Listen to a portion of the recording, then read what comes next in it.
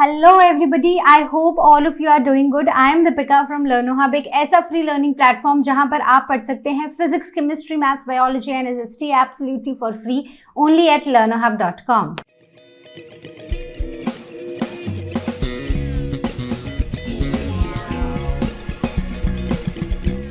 So today we are going to continue with the discussion on chapter energy. So we are left with kinetic energy and power.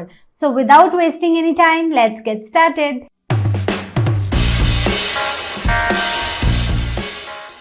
Potential energy के बारे में हमने पढ़ा था कि किसी भी ऑब्जेक्ट में जो रेस्ट पर है, जो एक पोजीशन पर है, उसमें पोटेंशियल एनर्जी देखी जाती है. So energy possessed by a body due to its position और due to rest is potential energy. वहीं पर काइनेटिक एनर्जी इसका ऑपोजिट है. तो काइनेटिक एनर्जी क्या है? ये वो एनर्जी है एक ऑब्जेक्ट में जो हमें तब देखने को मिलती है जब वो बॉडी मोशन में होती है. तो हमने क्या पढ़ा था? 1 minute. So mechanical energy is equal to potential energy plus kinetic energy.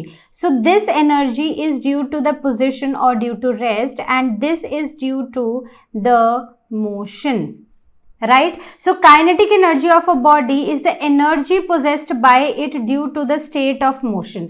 तो जब भी एक ऑब्जेक्ट मोशन में है तब उसमें होगी कौन सी एनर्जी? Kinetic energy. अब मेरे पास ये बॉक्स है, राइट? तो ये बॉक्स अभी यहां पर है. So I have done some work to lift this object from the table to this position. So ये जो मैंने जितना काम किया उतनी ही पोटेंशियल एनर्जी अब इसमें स्टोर्ड है. नाउ जैसे ही मैं इसको रिलीज करूंगी तो इसकी पोटेंशियल एनर्जी किसमें कन्वर्ट हो जाएगी? काइनेटिक एनर्जी में. बात समझ आई? बहुत ही सिंपल सी चीज है. Work, potential energy, kinetic energy, तीनों चीजें एक्सप्लेन हो गई इसमें. तो जब मैंने उठाया तो जितना काम मैंने किया, the amount of work I have done to lift this object from table to this height, so that is the work done. और उतनी ही पोटेंशियल एनर्जी अब इस ऑब्जेक्ट में स्टोर हो गई है. Now as soon as I release it, this potential energy will get converted into kinetic energy. Is that clear? Okay.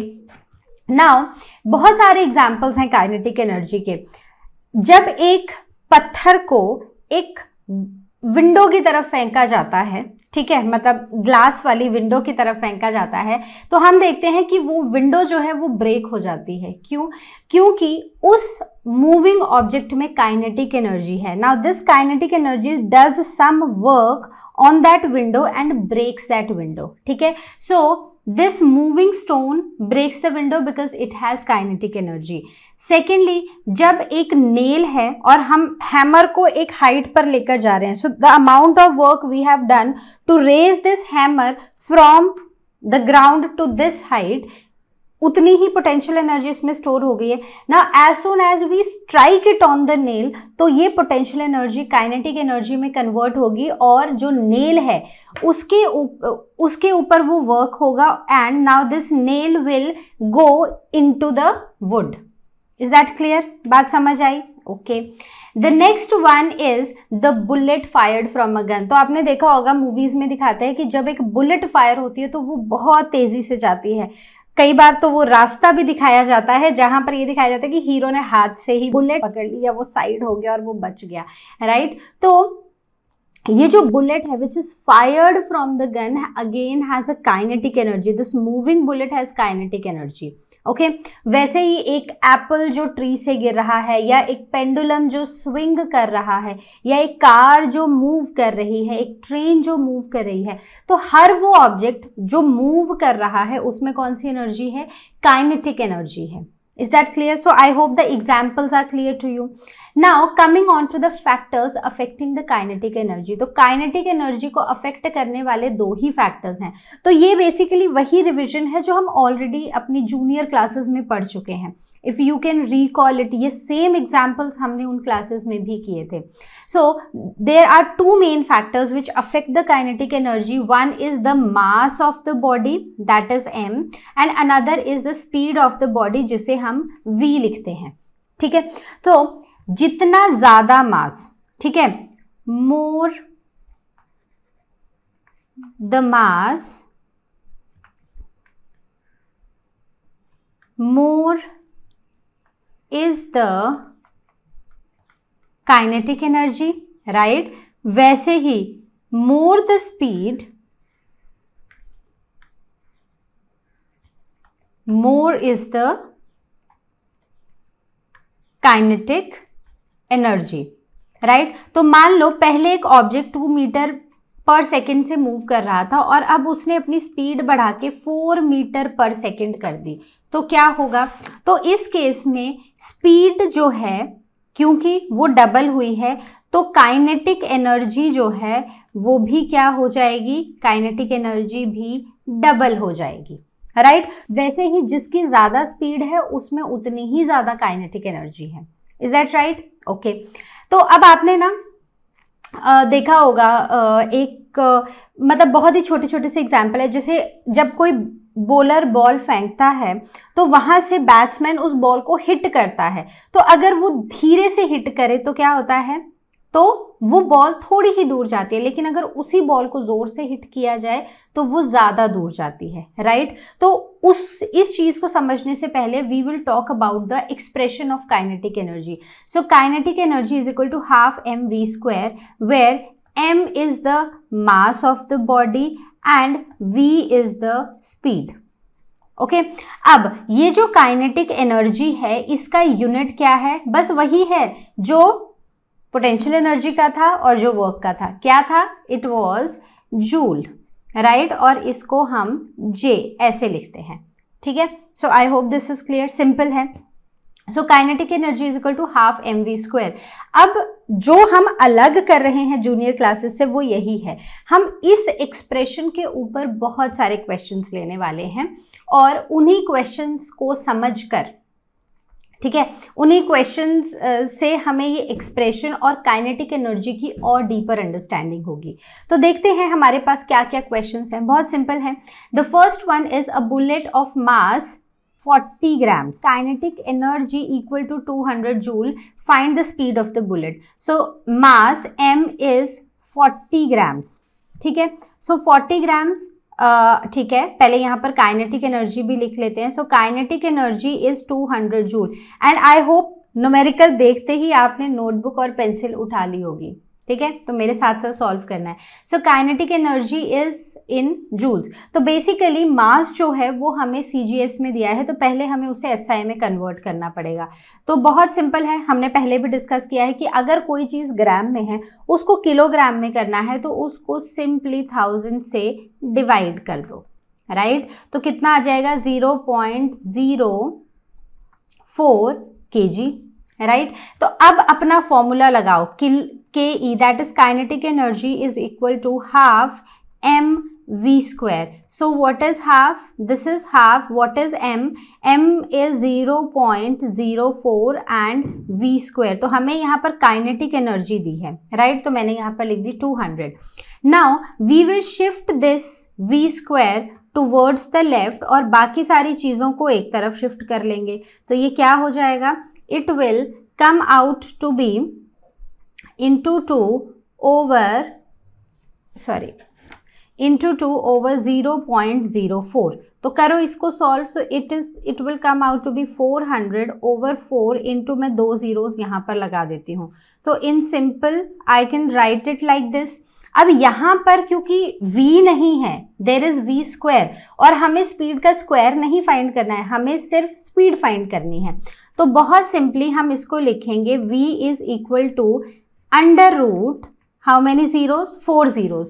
तो जब भी इस तरफ पे स्क्वायर होता है और अब आपको क्योंकि v की वैल्यू फाइंड आउट करनी है, तो जब स्क्वायर दूसरी साइड जाता है तो वो अंडर रूट बन जाता है। तो ये हमने मैथ्स में किया है ना?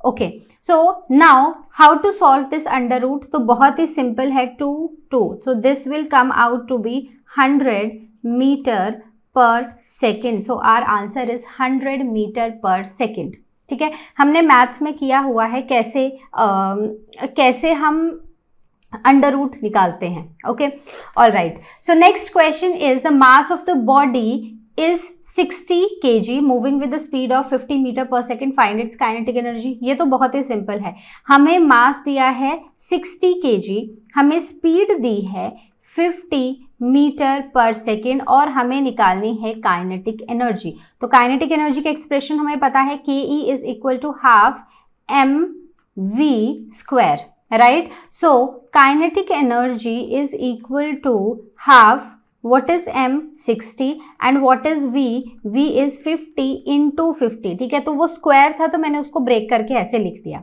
Okay. So now coming on to the how to solve it, तो हम इसको सॉल्व कुछ ऐसे करेंगे। So I will solve it 6 5 30, okay. So 30 multiplied by 5 I will do, so 15, ठीक है। सो मेरा आंसर आ रहा है 150 and how many zeros were left, 3 zeros more, ठीक है। अब मैं इसको और भी क्या कर सकती हूँ, मैं इसको यहाँ से सॉल्व कर सकती हूँ। तो it will come out to be 2 7s are 14, 2 5 and how many zeros left, 3, ठीक है। तो मेरा आंसर क्या आ रहा है, okay 1 2 3, okay. So my answer is 75,000। तो या तो आप इसको 75,000 जूल ही रहने दो, अगर आपको इसको raise to the power form में लिखना है so I can write it at 7.5 into 10 raise to the power 4 joule, ठीक है। तो कैसे आया ये, तो देखो मेरे पास था 75,000, ठीक है। तो पहले तो मैंने इसको यहाँ पर रेज टू द पावर 3 कर दिया, क्योंकि कितने जीरोस थे मेरे पास, 3 जीरोस थे, राइट। लेकिन इस नंबर को भी अगर मुझे और छोटा करना है तो I will introduce a decimal over here, तो ये हो जाएगा 7.5 into 10 raise to the power, अब मैंने यहाँ डेसिमल इंट्रोड्यूस किया है तो 1 जीरो यहाँ पर इंक्रीज हो जाएगी, ओके। सो आई होप आपको क्लियर है। कहीं भी डाउट होता है please ask it on ask question section, और you can book a class with Learno hub Swayam, और वहां पर हम ये सारी चीजें डिस्कस करेंगे, ओके। ऑल राइट, तो चलो, बट आई होप जितना मैंने यहाँ पर बताया है वो भी आपको क्लियर है। Now coming on to the next question, so the question is find the increase in kinetic energy of body of mass 500 gram when its speed increases from 2 metre per second to 4 metre per second. तो देखो हमें increase in kinetic energy find out करना है, ठीक है। तो अगर हमें increase in kinetic energy find out करना है तो बेसिकली हमें first kinetic energy, basically second kinetic energy को फर्स्ट काइनेटिक एनर्जी से माइनस करना होगा, तो हमें पता चलेगा कि कितनी काइनेटिक एनर्जी बढ़ी है। तो पहले दोनों ही केसेस में हमें काइनेटिक एनर्जी फाइंड करनी पड़ेगी। तो हमारा जो केस 1 है, सो केस 1 के हिसाब से जो मास है दैट इज 500 ग्राम्स, तो ग्राम्स को हमें किस में कन्वर्ट करना है, केजी में कन्वर्ट करना है। तो मैं इसको कुछ ऐसे लिख दूंगी, सही लिख रही हूँ ना मैं, बताओ बताओ, ठीक है। सो दिस इज 0.5 kg, ठीक है। अब केस 1 में पहले जो स्पीड थी वो थी 2 metre per second, so it is v is equal to 2 metre per second, okay. तो निकालो काइनेटिक एनर्जी फर्स्ट केस में, so it is going to be half mv square. So half, what is m is 0.5 into v square, okay, so this is half into 5 upon 10 into 2 into 2, okay, so 5 1s are 5, 5 2s are 10 and 1। तो basically मेरा answer क्या आ गया first kinetic energy का 1 metre per second. वैसे ही अगर अब मैं case 2 का निकालूं, सो केस 2 में भी I will apply the same formula. So kinetic energy 2 is going to be half, mass is 5 upon 10, ठीक है, क्योंकि 5.5 था तो मैंने उसको 5 upon 10 लिख लिया सीधा, and v square, so v square is now 4, so it means 4 multiplied by 4, so 5 2s are 10, 2 2 and this is cut, ठीक है। ये मैंने बहुत शॉर्टकट अपनाया है, आप इतना भी शॉर्टकट मत करना, okay. So it is 4 metre per second. Now the kinetic energy is equal to, the change in kinetic energy basically is equal to kinetic energy, second kinetic energy minus the first kinetic energy. So what is second kinetic energy? 4, and what is first? 1. So the change in kinetic energy is 3 meter per second. ठीक है, बात समझ आई। तो हमें दोनों ही दो cases की kinetic energy दी है, मतलब मास और स्पीड दिया है। तो पहले हमने काइनेटिक एनर्जी निकाला, फिर सेकंड काइनेटिक एनर्जी से फर्स्ट को माइनस कर दिया, तो हमारे पास चेंज इन काइनेटिक एनर्जी आ गया। सिंपल है। So now coming on to our next question. So the question says a car is moving with the speed of 15 km per hour and another identical car is moving with the speed of 30 km per hour. Compare their kinetic energies. ठीक है, तो अब हमारे पास हो गई एक car 1, ठीक है, एक हमारे पास हो गई कार 2, राइट। दोनों की काइनेटिक एनर्जी पहले तो निकाल लेते हैं। तो मान लो कि सेम आइडेंटिकल कार्स हैं, तो ये हम मान लेते हैं कि दोनों का ही मास जो है वो है कैपिटल M, ठीक है। तो काइनेटिक एनर्जी क्या होगी, half into M and what is V, तो फर्स्ट केस में इट इज 15 स्क्वायर, राइट। दूसरे केस में काइनेटिक एनर्जी क्या होगी, so it is 1, it is second car की, so it is going to be half M and 30 का square, right. तो ये जो स्क्वायर है इसको हम यहीं पर सॉल्व कर लेते हैं। So half M, so 15 into 15, how much it is 225, ठीक है। दूसरे केस में it is half M and 3 3s are 9 and 00, okay. तो हमारे पास ये दोनों काइनेटिक एनर्जीज आ गई। अब हमसे क्योंकि कंपैरिजन पूछा है तो हमें बेसिकली क्या करना है, हमें रेशो निकालना है। So ratio of kinetic energy of first car over the kinetic energy of the second car. So kinetic energy of first car is कितनी है, तो इसको हम कुछ ऐसे लिख देते हैं 225 M डिवाइडेड बाय 2, ठीक है। दूसरी काइनेटिक एनर्जी को भी ऐसे ही लिखते हैं 900 M डिवाइडेड बाय 2, ठीक है। तो इससे ये कट गया, M से M कट गया। अब हमारे पास क्या बचा, 225 divided by 900।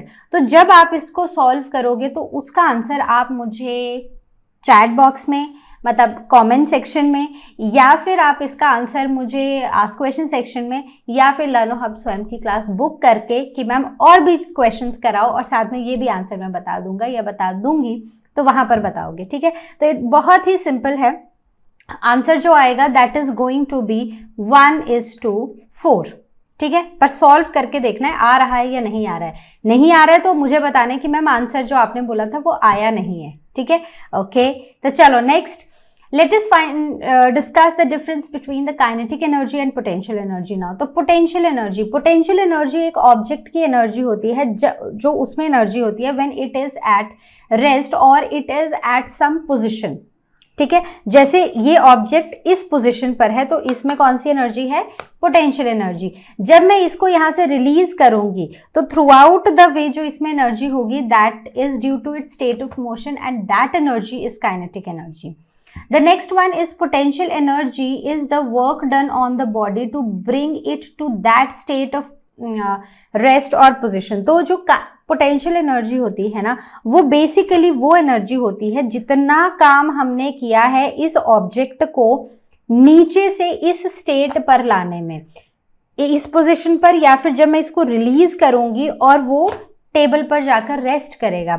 So that is potential energy. Whereas kinetic energy is equal to the work done in moving the body initially from rest, कि कितना उस ऑब्जेक्ट ने काम किया है जब वो रेस्ट पर था उसके बाद, राइट। अब potential energy can only change into kinetic energy. तो अगर हमारे पास ये एक ऑब्जेक्ट है और इसमें पोटेंशियल एनर्जी है, this energy can only be changed into kinetic energy, whereas kinetic energy can be changed into any form of energy. मतलब वो किसी भी फॉर्म में आप कन्वर्ट कर सकते हो, हीट की फॉर्म में, लाइट की फॉर्म में। सो अलग अलग फॉर्म्स में this energy can be converted. Is that clear? Electrical energy में तो अभी हम एग्जांपल्स देखेंगे उसके।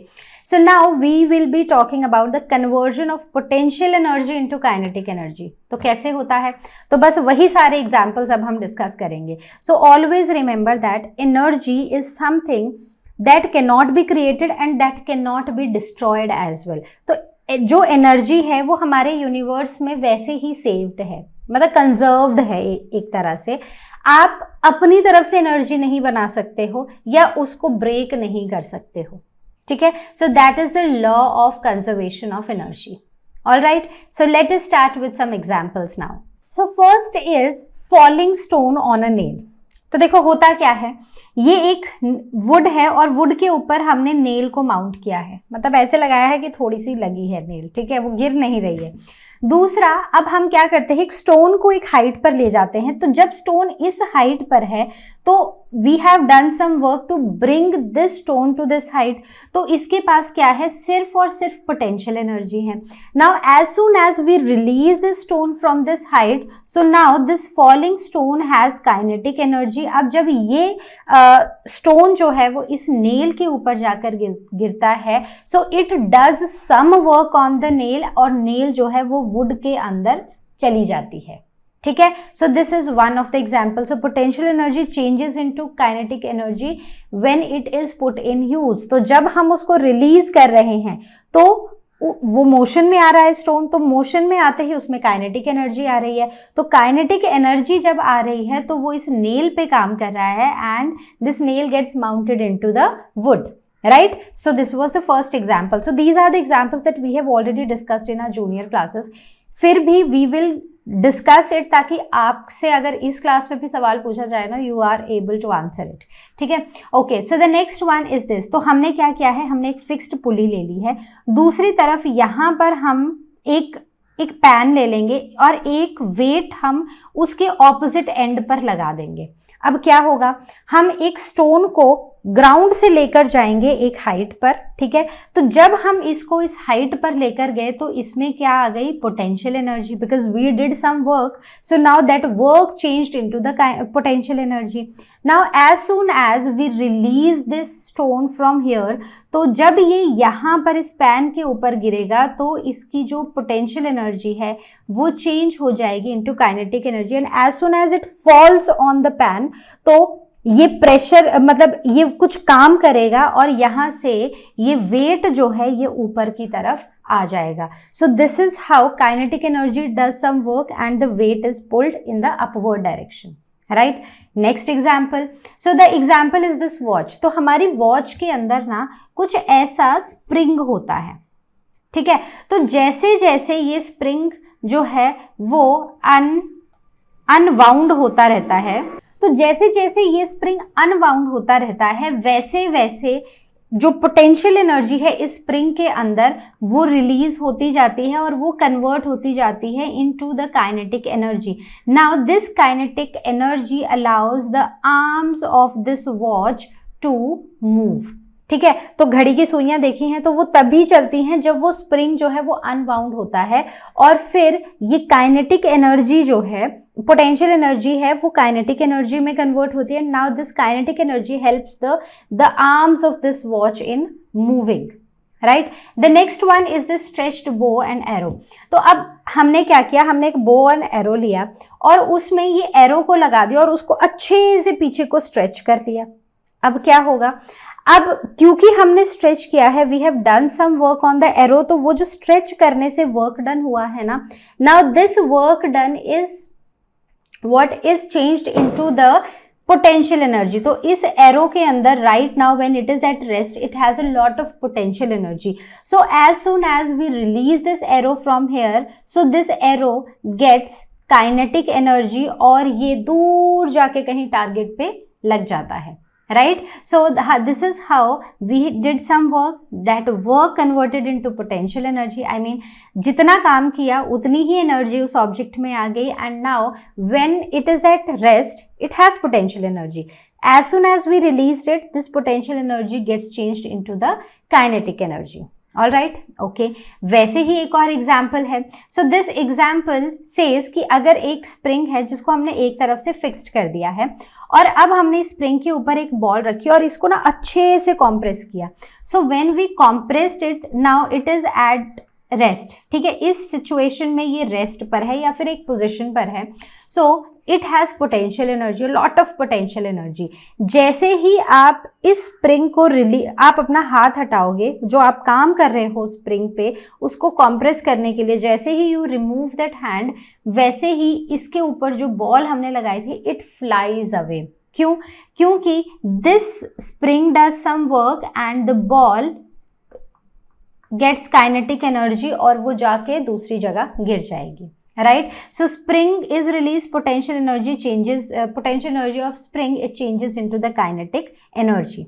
Okay, all right. So the next is this falling ball. अब मान लो हमारे पास ये एक बॉल है which is at position A, ठीक है. अब जब ये बॉल गिरी यहां से तो ये चली गई पोजीशन सी पे और बीच में हमने एक पोजीशन ले ली है बी. सो से दिस ए टू सी जो हाइट है दैट इज एच और B is somewhere in between. तो ये बिल्कुल बीच वाला जो पोर्शन है मतलब हाइट है वो हमने लिया है. So this is half the total height and again this is going to be half the total height. तो जब बॉल एक पोजीशन पर हम नीचे से उठा के ऊपर लेकर गए हैं ए पोजीशन पर तो उसमें पोटेंशियल एनर्जी आ गई है that is E. Now since it is at rest तो उसमें कोई काइनेटिक एनर्जी तो है नहीं. सो kinetic energy is how much, 0, right. अब उसके बाद जैसे ही हमने बॉल को रिलीज किया, देखो यहाँ पर कुछ समझने वाली चीज है. अभी तक हमें इतना तो समझ आ गया कि कैसे पोटेंशियल एनर्जी काइनेटिक एनर्जी में कन्वर्ट हो रही है एंड ऑल्सो पोटेंशियल एनर्जी सिर्फ और सिर्फ काइनेटिक एनर्जी में कन्वर्ट हो सकती है, लेकिन काइनेटिक एनर्जी बहुत सारी फॉर्म्स में कन्वर्ट हो सकती है, वो अभी हम आगे एग्जाम्पल्स देखेंगे. तो पोटेंशियल एनर्जी जो है that is full, kinetic energy 0 at point A. जब हमने बॉल को रिलीज किया एंड से ये बीच जैसे में पहुंच गई, ठीक है, मतलब मिड हाइट पर आ गई है, तो यहाँ पर जैसे ही बॉल नीचे की तरफ गिरना शुरू होगी तो यहाँ पर पोटेंशियल एनर्जी डिक्रीज होना शुरू होगी और काइनेटिक एनर्जी इंक्रीज होना शुरू हो जाएगी. So potential energy is half, ठीक है, E/2 and kinetic energy is again E/2. तो जब बॉल बिल्कुल मिडल में होगी मतलब हाइट का जब हाफ हो जाएगा तो वहां पर पोटेंशियल एनर्जी कम होती जा रही थी, ऊपर से आते आते काइनेटिक एनर्जी बढ़ती जा रही थी. तो exactly at middle point somewhere in the middle जो काइनेटिक एनर्जी और पोटेंशियल एनर्जी है दोनों ही कैसी हो जाएंगी, हाफ हो जाएंगी, ठीक है. अब जैसे जैसे बॉल नीचे को आती जाएगी पोटेंशियल एनर्जी और कम होती जाएगी और काइनेटिक एनर्जी बढ़ती जाएगी. So when the ball is at point C, right, when as soon as it strikes the ground potential energy becomes 0 and kinetic energy becomes full that is E. Okay, तो simple है. So इससे हमें ये पता चल रहा है कि जैसे ही हम बॉल रिलीज कर रहे हैं वैसे ही पोटेंशियल एनर्जी काइनेटिक एनर्जी में चेंज नहीं हो रही है, वो चेंज हो रही है पर धीरे धीरे, ठीक है. तो एक एनर्जी कम हो रही है और दूसरी एनर्जी बढ़ रही है. So this is how it happens. So I hope आपको समझ आया हो.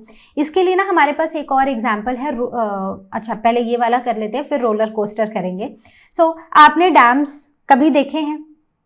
अच्छा, नहीं भी देखे हैं तो सुना जरूर होगा, पिक्चर्स में जरूर देखा होगा. तो डैम में हम क्या करते हैं, एक वॉल लगाते हैं, ठीक है, और पानी को ना एक हाइट पर स्टोर करते हैं. क्यों करते हैं? क्योंकि वो जो पानी एक हाइट पर स्टोर होता है ना रिवर का, उसमें होती है बहुत सारी पोटेंशियल एनर्जी. कौन सी एनर्जी? Potential energy.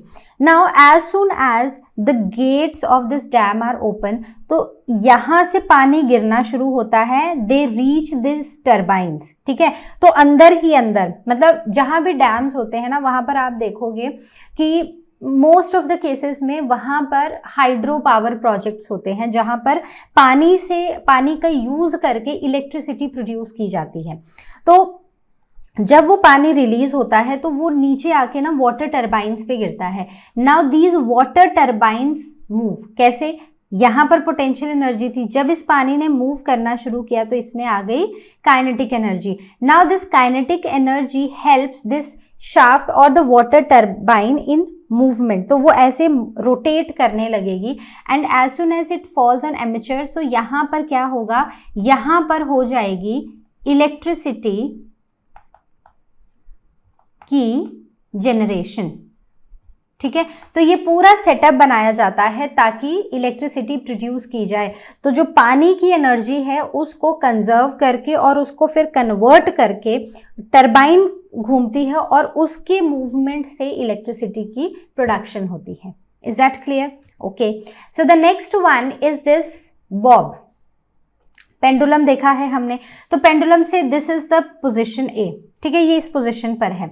अब मैं इसको यहाँ से खींचकर यहाँ पर लेकर गई, सो से this is position B.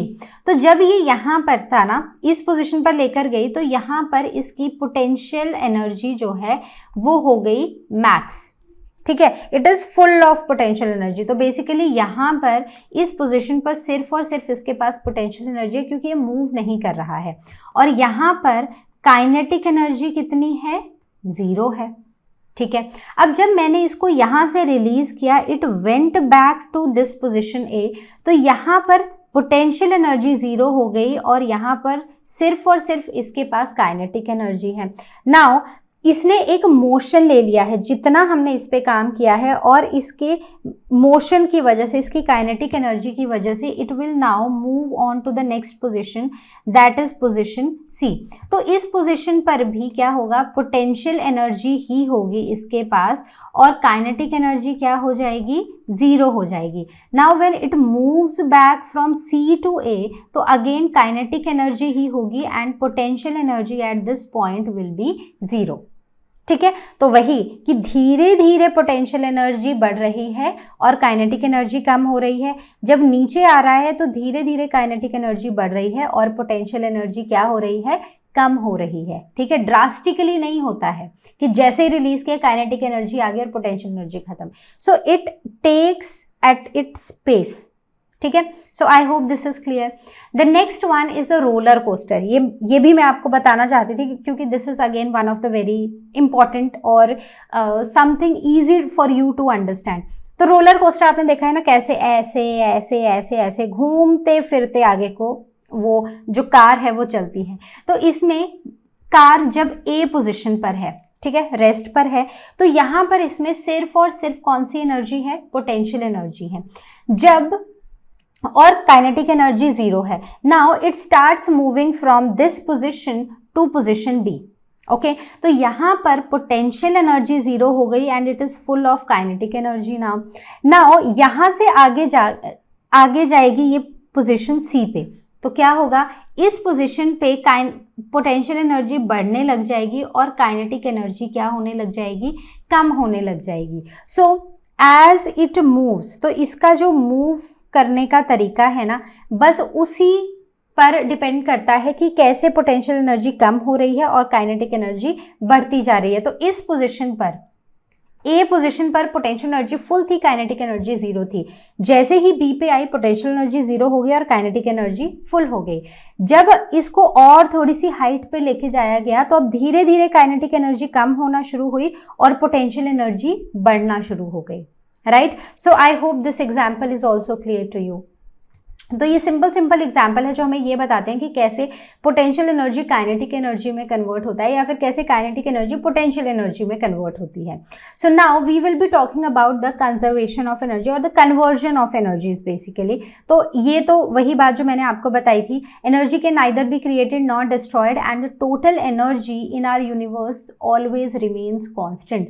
It can only be transformed from one form to another form. जैसे पोटेंशियल एनर्जी काइनेटिक में हो रही है, फिर काइनेटिक एनर्जी पोटेंशियल में हो रही है, राइट। सो अब हम जो डिस्कस करने वाले हैं that is the transformation of kinetic energy. तो यहां पर काइनेटिक एनर्जी का ही हम ट्रांसफॉर्मेशन देखेंगे, राइट। तो चलिए शुरू करें। काइनेटिक एनर्जी नहीं, और भी अलग अलग फॉर्म्स के तरह के एग्जांपल्स को हम देखेंगे। So first of all in the transformation of energy will be talking about the dams. तो हम ऑलरेडी बात कर चुके हैं। तो डैम में क्या होता है कि जो पानी में एनर्जी होती है that is the water is at rest, तो उसमें जो एनर्जी होती है दैट इज कौन सी एनर्जी, पोटेंशियल एनर्जी, ठीक है। अब जब वो वाटर फ्लो करने लगता है तो उसमें आ जाती है kinetic energy. When this water falls on this shaft, ये शाफ्ट रोटेट करती है। So now this kinetic energy gets converted into rotational kinetic energy. तो जब ये टरबाइन यहाँ पर मूव करेगी, शाफ्ट यहाँ से मूव करके एमिचर घूमने लगेगा। So this whole kinetic energy gets converted into mechanical energy and from mechanical energy this gets converted into electric energy और ऐसे इलेक्ट्रिसिटी का प्रोडक्शन होता है, राइट तो पूरा सीक्वेंस समझ आ गया। Okay so next is table fan. तो टेबल फैन कैसे चलता है या फिर कोई भी एक नॉर्मल फैन कैसे चलता है, हम स्विच ऑन करते हैं। तो स्विच ऑन करने से होता क्या है, स्विच ऑन करने से उसको इलेक्ट्रिक एनर्जी मिलती है। Now when this electric energy moves into this shaft, इसकी शाफ्ट में, ठीक है, तो इलेक्ट्रिक एनर्जी जो है it gets converted into mechanical energy और ये फैन जो है ये घूमने लग जाता है, right. The next one is electric iron. तो इलेक्ट्रिक आयरन क्या होता है, अगेन जैसे ही पावर प्लग ऑन करोगे वैसे ही इलेक्ट्रिक एनर्जी आएगी और जो आयरन है वो क्या हो जाएगी, वो हीट अप हो जाएगी। तो यहाँ पर कौन सी एनर्जी आ गई, हीट एनर्जी आ गई। क्लियर, सिंपल है, राइट। अब उसके बाद अगर ड्राई सेल में देखें तो ड्राई सेल में क्या होता है, ड्राई सेल के अंदर होते हैं केमिकल्स। तो यहाँ पर chemical energy get converted into which type of energy, electrical energy. Is that clear? Okay चलो आगे बढ़ते हैं। Now coming on to the bulb. तो एक बल्ब जो है वो जब ग्लो करता है तो आपको पता है कैसे करता है, कैसे करता है सबको पता है, इलेक्ट्रिसिटी ऑन, स्विच ऑन करने से, राइट। तो जब स्विच ऑन करते हैं तो उसको क्या मिलती है, इलेक्ट्रिक एनर्जी मिलती है और जैसे ही ये ऑन करते हैं हमें क्या मिलता है, हमें मिलती है light. So light is also form of energy, right. और साथ ही साथ थोड़ी देर बाद अगर आप बल्ब के आसपास ऐसे हाथ लगाओ या बल्ब को टच करो so you will feel that bulb has heated up. तो बेसिकली उसमें क्या होती है, heat energy. Is that clear? All right. The next one is the electric generator. Good. तो इलेक्ट्रिक जनरेटर क्या करता है ये, तो इलेक्ट्रिक जनरेटर को अगर आप देखो तो इसमें क्या होता है, इसमें एक मैकेनिकल, ये पूरा एक मैकेनिकल सिस्टम होता है। So mechanical energy gets converted into electric energy, right. So I hope this is clear. Now coming on next is microphone. तो माइक्रोफोन आपने देखे होंगे, इवन लाउड स्पीकर्स भी देखे होंगे। तो जैसे ही आप बोलते हो तो आपकी आवाज, that is sound energy, so it is also form of energy, right. So sound energy gets converted into electric energy in various ways, ठीक है। वैसे ही लाउड स्पीकर्स में भी होता है, क्योंकि हम बोलते हैं तो sound energy get converted into electric energy और वो दूर दूर तक सुनाई देता है। ऐसा ही होता है ना, बोल यहाँ रहे हो लेकिन दूर दूर तक सुनाई दे रहा है उस स्पीकर से या माइक्रोफोन से। The next one is photosynthesis. Can you tell me कि फोटोसिंथेसिस में कैसे कन्वर्जन होता है? बहुत सिंपल है। प्लांट्स क्या करते हैं, प्लांट्स करते हैं लाइट को एब्जॉर्ब। तो बेसिकली ये लाइट एनर्जी का यूज करके क्या बनाते हैं, केमिकल्स बनाते हैं। तो ये लाइट एनर्जी को केमिकल एनर्जी में कन्वर्ट कर देते हैं। Is that clear? ओके। तो फायर क्रैकर्स, तो फायर क्रैकर्स क्या है? सो फायर क्रैकर्स में क्या होता है, बेसिकली इनके अंदर क्या होते हैं, इनके अंदर होते हैं chemicals and this chemical energy get converted into, तो जैसे ही ये क्रैकर्स चलते हैं तो एक तो हीट आती है, दूसरी लाइट आती है और तीसरी क्या आती है, साउंड आती है। So chemical energy gets converted into heat, light and sound energy. Is that clear? Simple था, okay. All right. So coming on to the last topic of the day, that is power. So power, किसी भी body की power क्या होती है, power होती है कि कितना काम वो कर सकती है। So the rate of doing work by the body. So power, P is equal to work done by the body and what is the time taken, right. So this is power. So power का जो unit होता है, तो अगर हम work done की बात करें तो वर्क का यूनिट होता है जूल, टाइम का होता है second. So we are just talking about SI units. So power is equal to 1 joule over 1 second and we write it as 1 so joule per second is written as W, and what is W? W is watt, right? So it is watt. So 1 kilowatt is equal to 1000 watt। तो हमने बात की है कि जब भी kilo आएगा तो सीधा सीधा 1000 लगाना है। And in this case if you have heard about the power projects कि ये इतने मेगावाट का प्रोजेक्ट है, ये इतने मेगावाट का प्रोजेक्ट है, so because power has to be written in like, ये हमें ज्यादा क्वांटिटी में लिखनी पड़ती है, so we always write it as megawatt. So mega is, so kilo is 10 raised to the power 3 and mega is 10 raised to the power 6. So it is 10 raised to the power 6 watt, right? Okay. So the next is the factors affecting the power of a source. तो किसी भी source की power जो है उसको affect कौन कौन सी चीजें करती हैं?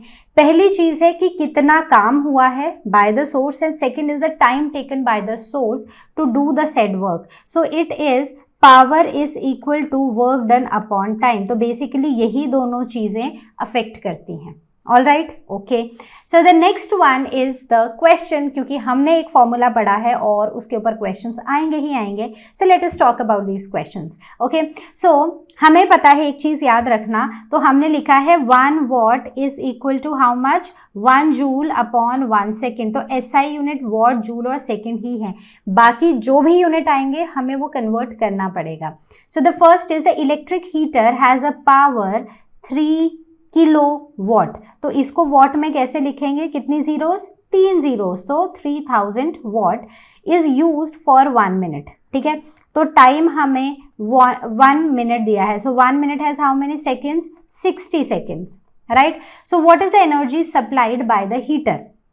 तो बेसिकली हमसे ये वर्क डन ही पूछ रहा है. So P is equal to W upon T.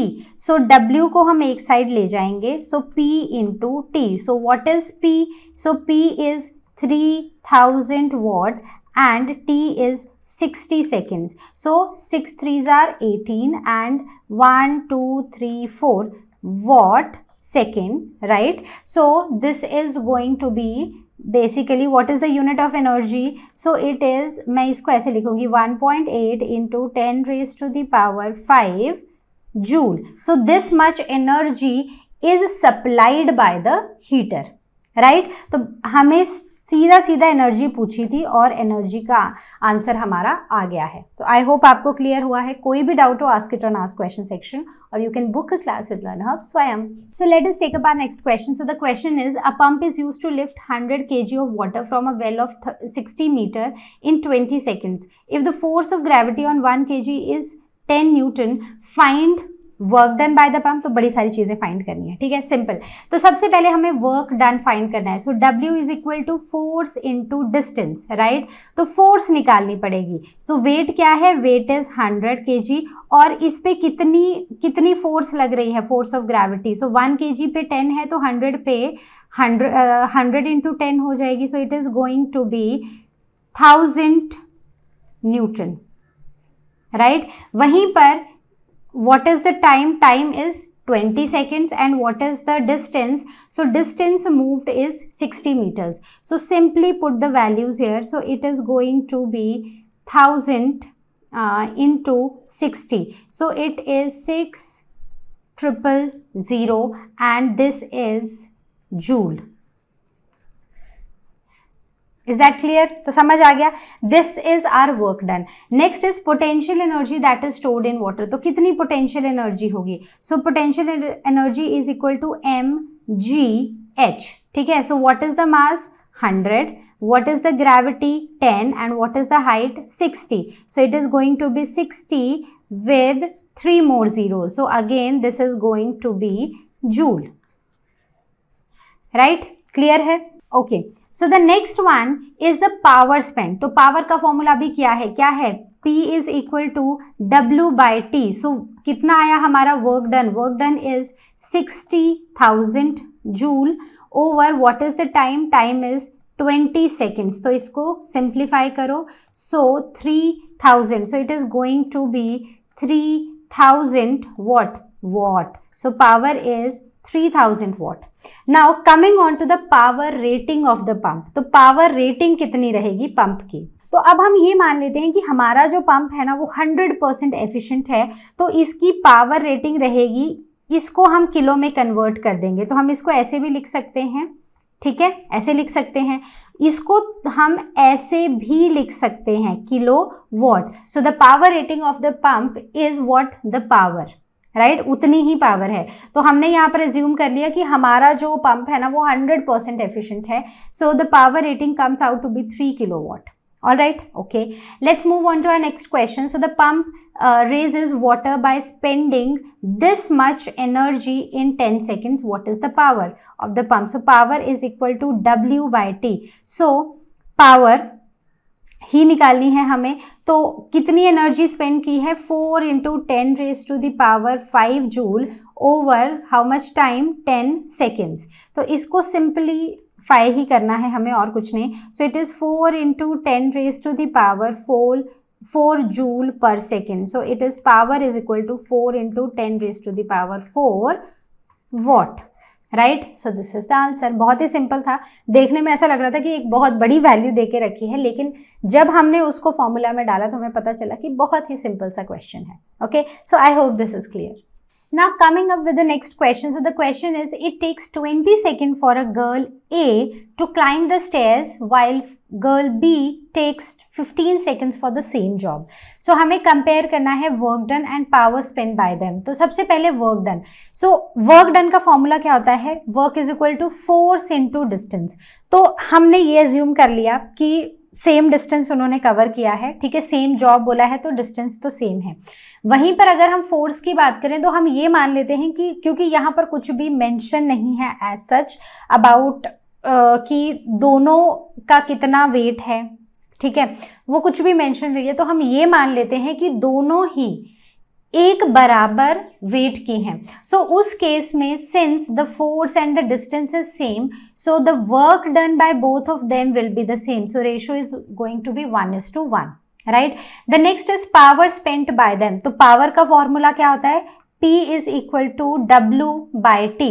So say what is W, अगर हम फर्स्ट केस में पावर की बात करें सो W वही है, सेम है, और एक गर्ल ए को लगे, ठीक है, मैं यहाँ पर 1 से बेटर है, मैं PA लिखती हूँ। So she took 20 seconds whereas PB, so this is W and she took 15 seconds, right. So compare करो दोनों को। So P is equal to PA by PB।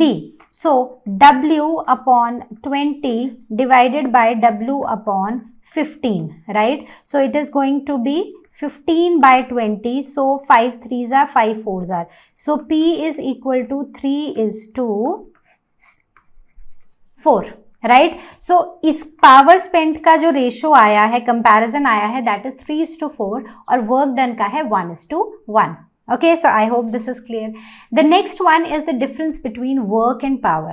Work और power में क्या फर्क है, तो work है, work done by a force is equal to the product of force and distance. तो basically हम क्या बता रहे हैं, हम उनको just ये बता रहे हैं, moved in the direction of force, right? तो simple यही है।